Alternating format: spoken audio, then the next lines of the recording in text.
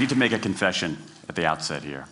A little over 20 years ago, I did something that I regret, something that I'm not particularly proud of, something that in many ways I wish no one would ever know, but that here I feel kind of obliged to reveal. In the late 1980s, in a moment of youthful indiscretion, I went to law school. Now,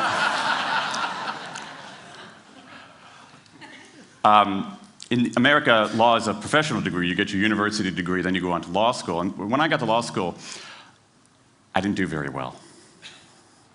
To put it mildly, I didn't do very well.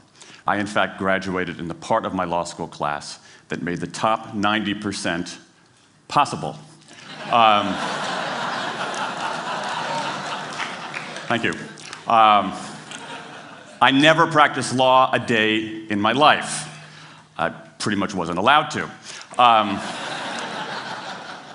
But today, against my better judgment, against the advice of my own wife, I want to try to dust off some of those legal skills, what's left of those legal skills.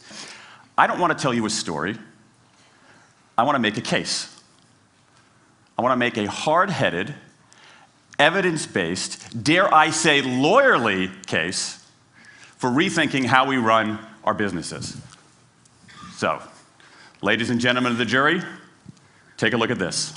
This is called the candle problem. Some of you might have seen this before. It was created in 1945 by a psychologist named Carl Duncker. Carl Duncker created this experiment that's used in a whole variety of experiments in behavioral science. And here's how it works. Suppose I'm the experimenter. I bring you into a room. I give you a candle, some thumbtacks, and some matches. And I say to you, your job is to attach the candle to the wall so the wax doesn't drip onto the table. Now, what would you do? Many people begin trying to thumbtack the candle to the wall. Doesn't work. Some people, and I saw somebody kind of make the motion over here, some people have a great idea where they light the match, melt the side of the candle, try to adhere it to the wall. It's an awesome idea, doesn't work. And eventually, after 5 or 10 minutes, most people figure out the solution, which you can see here. The key is to overcome what's called functional fixedness. You look at that box and you see it only as a receptacle for the tacks, but it can also have this other function as a platform for the candle.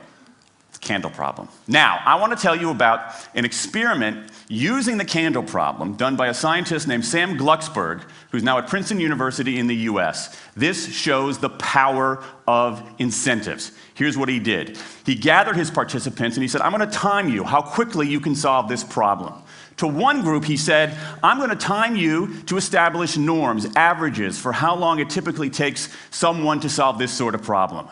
To the second group, he offered rewards. He said, if you're in the top 25% of the fastest times, you get $5. If you're the fastest of everyone we're testing here today, you get $20.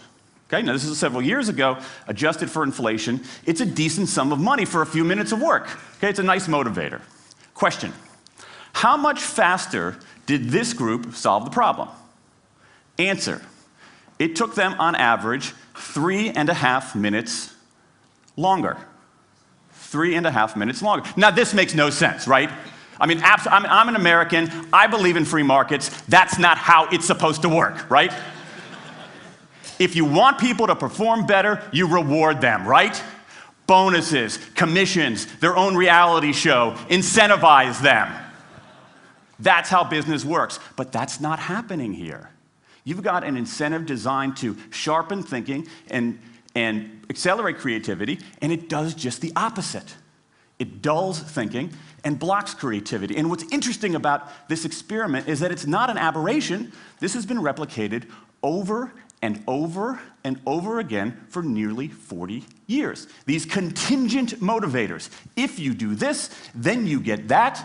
Work in some circumstances, but for a lot of tasks, they actually either don't work or often they do harm. This is one of the most robust findings in social science and also one of the most ignored. I spent the last couple of years looking at the science of human motivation, particularly the dynamics of extrinsic motivators and intrinsic motivators. And I'm telling you, it's not even close. If you look at the science, there is a mismatch between what science knows and what business does. And what's alarming here is that our business operating system, think of the set of assumptions and protocols beneath our businesses, how we motivate people, how we apply our human resources. It's built entirely around these extrinsic motivators, around carrots and sticks. That's actually fine for many kinds of 20th century tasks. But for 21st century tasks, that mechanistic reward and punishment approach doesn't work, often doesn't work, and often does harm. Let me show you what I mean. So Glucksberg did another experiment similar to this, where he presented the problem in a slightly different way, like this up here. Okay? Attach the candle to the wall so the wax doesn't drip onto the table. Same deal. You were timing for norms. You were incentivizing. What happened this time? This time, the incentivized group kicked the other group's butt. Why? Because when the tasks are out of the box, it's pretty easy, isn't it? If-then rewards work really well for those sorts of tasks, where there's a simple set of rules and a clear destination to go to. Rewards, by their very nature, narrow our focus, concentrate the mind. That's why they work in so many cases. And so for tasks like this, a narrowed focus where you just see the goal right there, zoom straight ahead to it, they work really well. But for the real candle problem, you don't want to be looking like this. The solution's not over here. The solution's on the periphery. You want to be looking around. That reward actually narrows our focus and restricts our possibility. Let me tell you why this is so important. In Western Europe, in many parts of Asia, in North America, in Australia, white-collar workers are doing less of this kind of work and more of this kind of work. That routine, rule-based, left-brain work, certain kinds of accounting, certain kinds of financial analysis, certain kinds of computer programming, has become fairly easy to outsource, fairly easy to automate. Software can do it faster. Low-cost providers around the world can do it cheaper. So what really matters are the more right-brain, creative, conceptual kinds of abilities. Think about your own work. Think about your own work. Are the problems that you face, or even the problems we've been talking about here, are those kinds of problems, do they have a clear set of rules and a single solution? No. The rules are mystifying. The solution, if it exists at all, is surprising and non-obvious. Everybody in this room is dealing with their own version of the candle problem. And for candle problems of any kind, in any field, those if-then rewards, the things around which we've built so many of our businesses, don't work. Now, I mean, it makes me crazy. And this is not, here's the thing, this is not a feeling.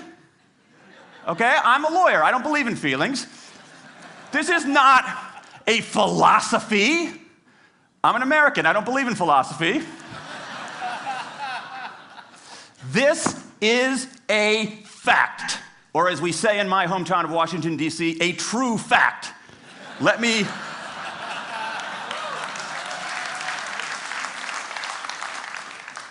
give you an example of what I mean. Let me marshal the evidence here, because I'm not telling you a story, I'm making a case, ladies and gentlemen of the jury. Some evidence. Dan Ariely, one of the great economists of our time, he and 3 colleagues did a study of some MIT students. They gave these MIT students a bunch of games that involved creativity and motor skills and concentration. And they offered them for performance 3 levels of rewards. Small reward, medium reward, large reward. Okay? Do really well, you get the large reward, on down. What happened? As long as the task involved only mechanical skill, bonuses worked as they would be expected. The higher the pay, the better the performance. Okay? But once the task called for even rudimentary cognitive skill, a larger reward led to poorer performance. Then they said, okay, let's see if there's any cultural bias here. Let's go to Madurai, India and test this. Standard of living is lower. In Madurai, a reward that's modest by North American standards is more meaningful there. Same deal. A bunch of games, 3 levels of rewards. What happens? People offered the medium level of rewards, did no better than people offered the small rewards. But this time, people offered the highest rewards. They did worst of all. In 8 of the 9 tasks we examined across 3 experiments, higher incentives led to worse performance. Is this some kind of touchy-feely socialist conspiracy going on here? No, these are economists from MIT, from Carnegie Mellon, from the University of Chicago. And do you know who sponsored this research? The Federal Reserve Bank of the United States. That's the American experience. Let's go across the pond to the London School of Economics. LSE, London School of Economics, alma mater of 11 Nobel laureates in economics. Training ground for great economic thinkers like George Soros and Friedrich Hayek and Mick Jagger. Just last month, economists at LSE looked at 51 studies of pay-for-performance plans inside of companies. Here's what the economists there said. We find that financial incentives can result in a negative impact on overall performance.